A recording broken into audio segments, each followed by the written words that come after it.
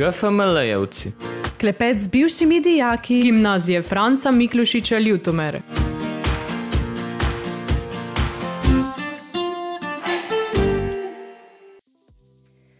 Pozdravljeni poslušalke in poslušalci podcasta GFML-jevci. Dobrodošli v 5. sezoni našega podcasta.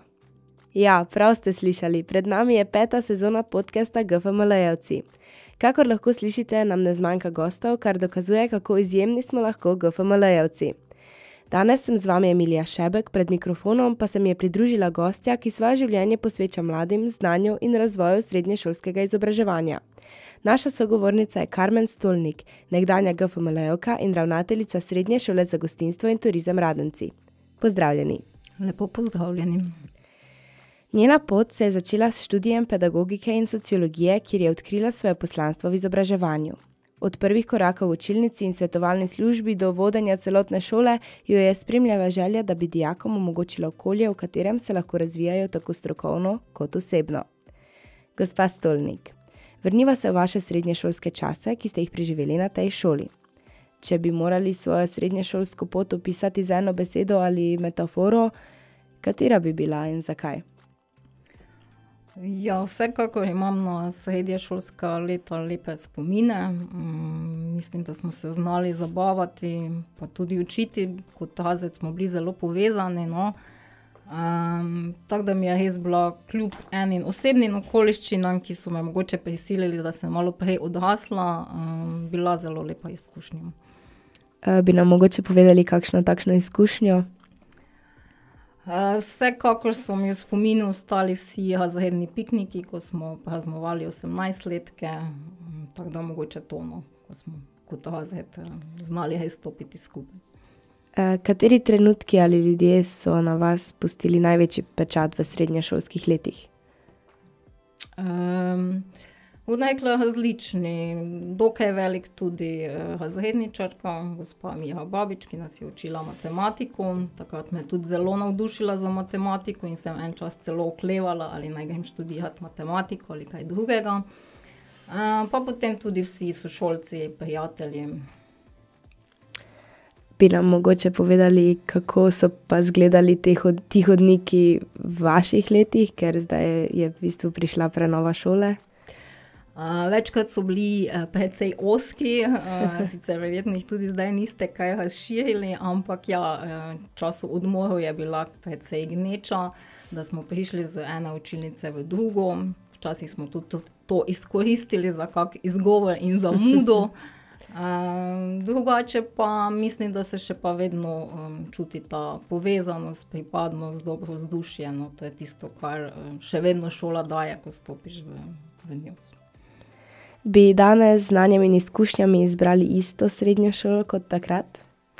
Ja, verjetno bi izbrala isto, mislim, skoraj zagotovo.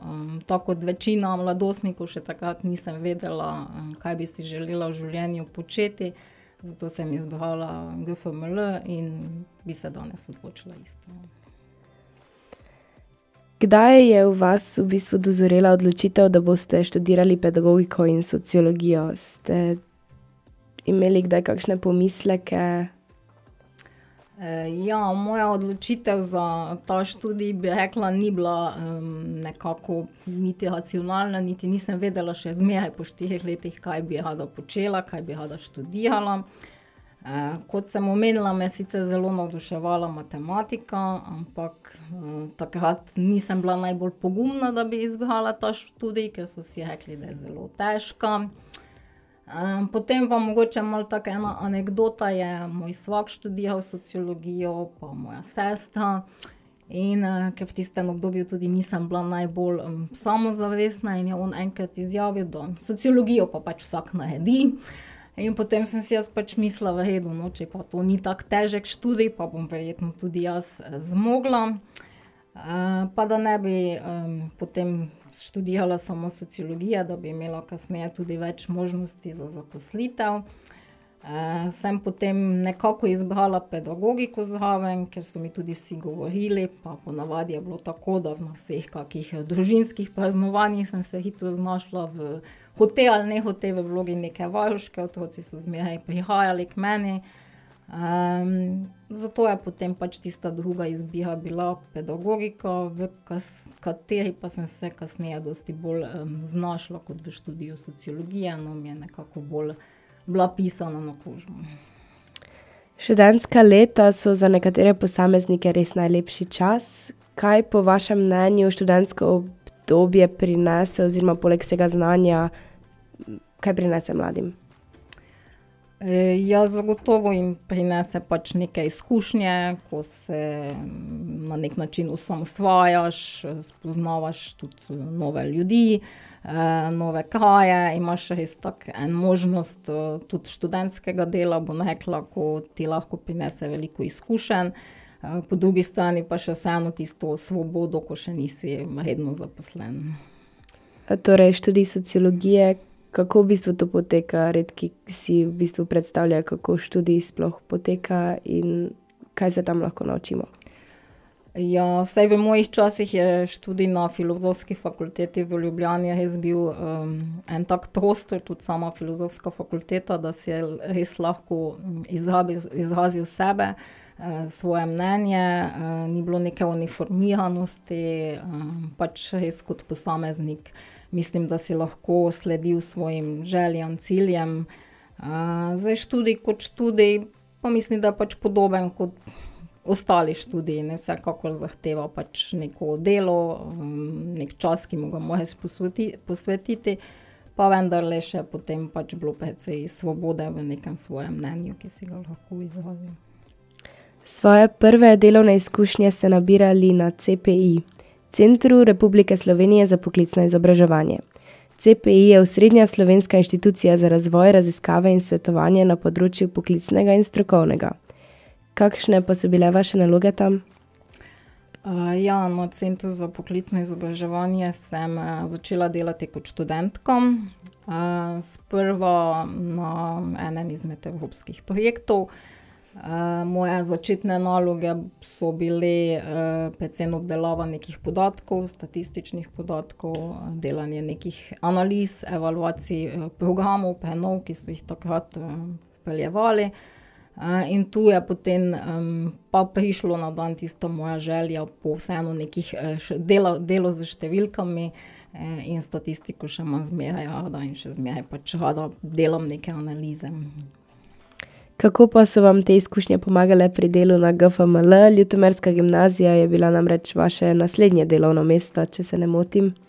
Ja, vsekakor sem tam prvič tako nekako spoznala slovenski šolski izobraževalni sistem, čeprav se CPI bolj ukvarja s poklicnim izobraževanjem, pa vendarle nekako kot celoto in neke delovne izkušnje tam so mi potem nasploh pomagale naprej v življenju.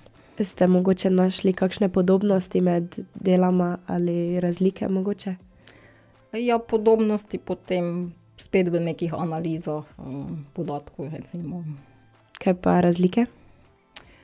Razlike pa, ja, tam se ni pač nekega poučevanja, kot je na šoli, ni toliko dela z mladimi ljudmi, kot je potem na šoli, ne, pač vseeno bolj z učitelji, pa s pedagoškim kadrom, tu pa vseeno več z dijaki tudi.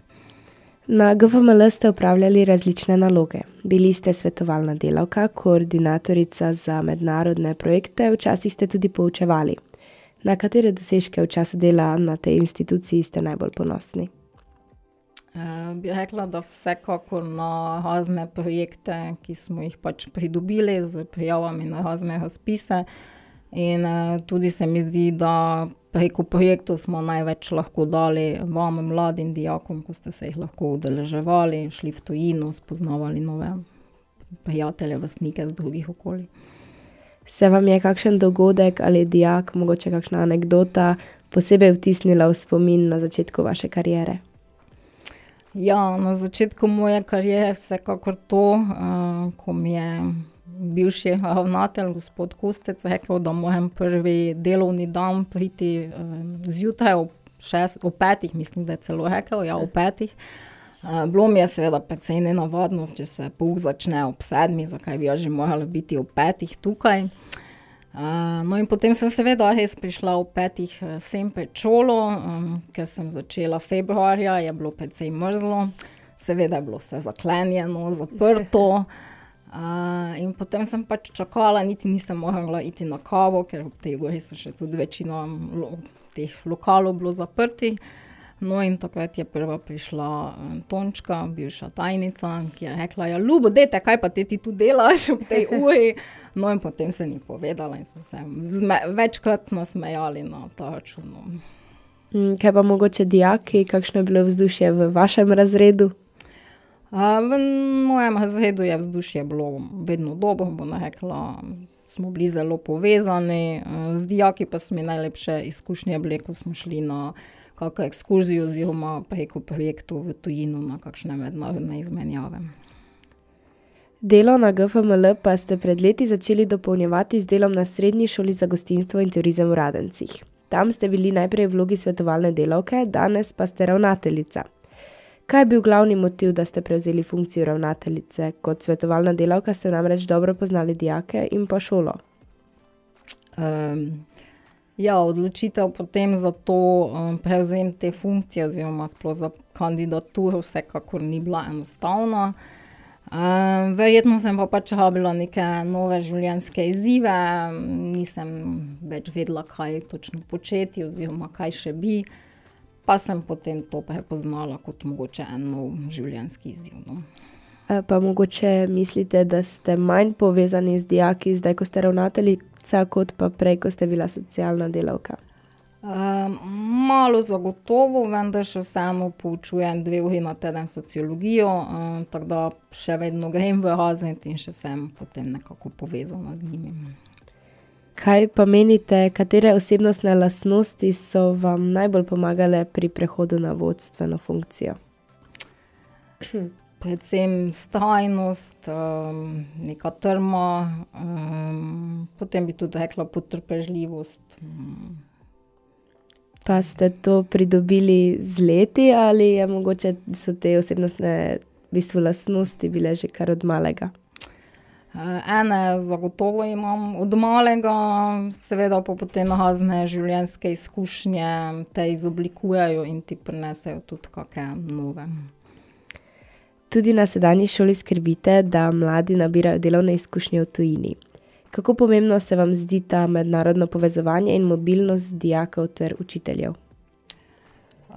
To se mi zdi vsekakor ena prednost, ki je ponujena tako dijakom kot učiteljem, ki jo Evropska unija omogoča, ker dejansko je tudi vse brezplačno in bi bilo škoda, da se ne bi to izkoristilo.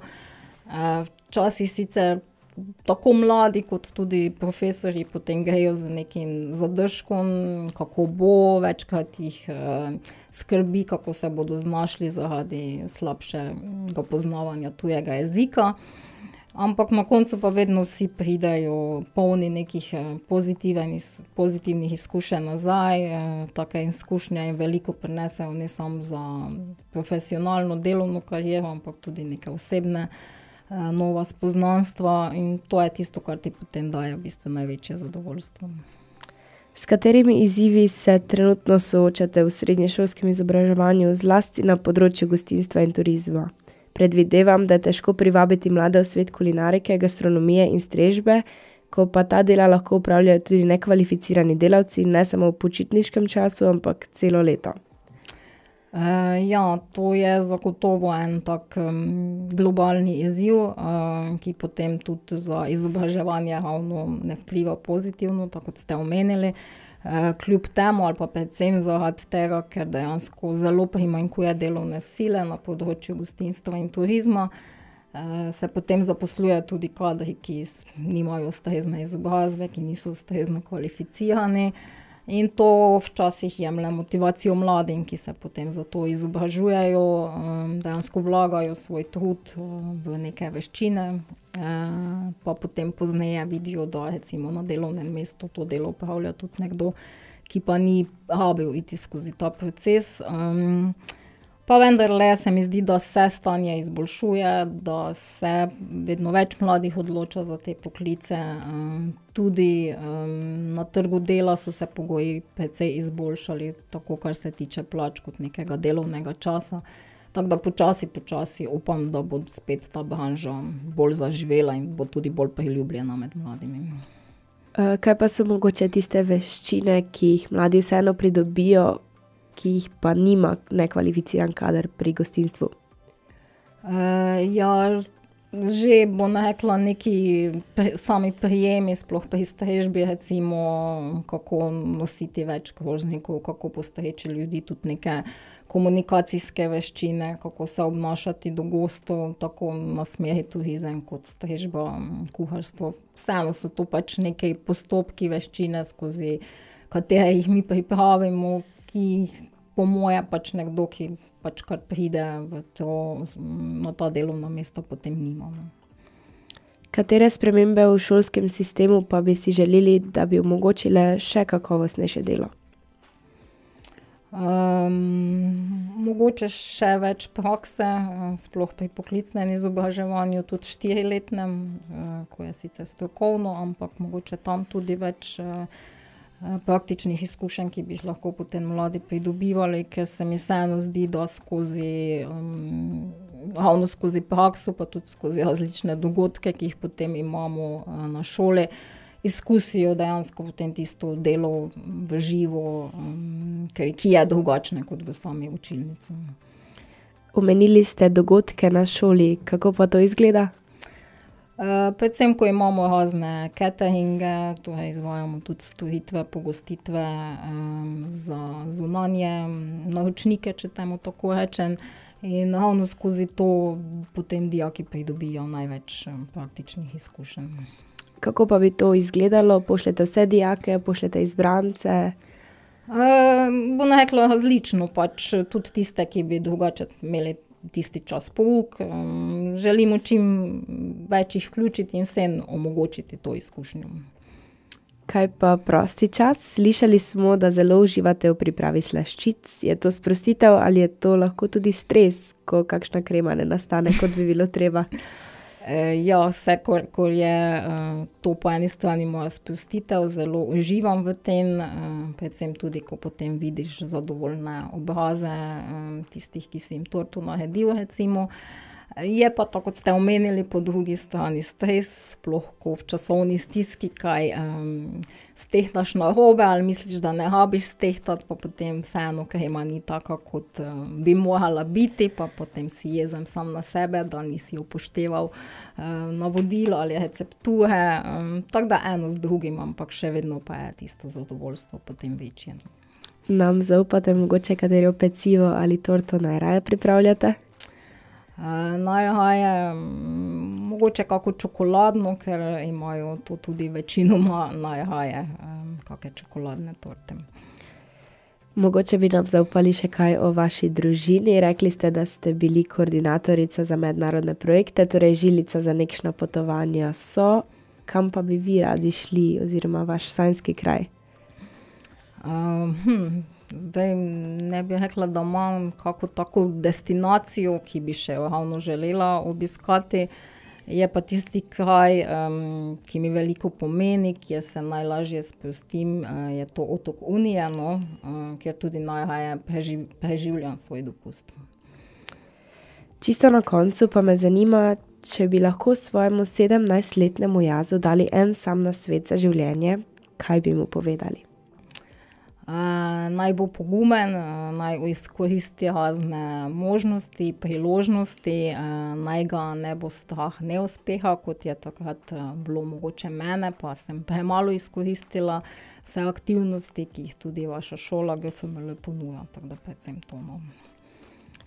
Gospa Karmen Stolnik, hvala, da ste z nami delili svoje spomine in izkušnje. Želim vam uspešno vodenje šole in čim več sladkih dobrot izpod vaših rok. Hvala tudi vam za povabilo. Drage poslušalke in dragi poslušalci, hvala, da ste bili z nami. Prijazno vabljeni, da spremljate dogajanje na naši šoli, saj vsak drugi teden pripravljamo radijsko oddajo Glas GFML in vsak mesec podcast GFML-jevci. Na sporedu lokalnih televizij pa si lahko vsak mesec ogledate oddajo Aktualno na GFML. Vse te vsebine in tudi današnji pogovor najdete na naši spletni strani www.gfml.si. Se slišimo v novi epizodi. Širite dober glas o nas, priporočajte nas prijateljem, sorodnikom, znancem, komurkoli. Adijo! GFML-jevci. Klepet z bivšimi dijaki. Gimnazije Franca Miklošiča Ljutomere.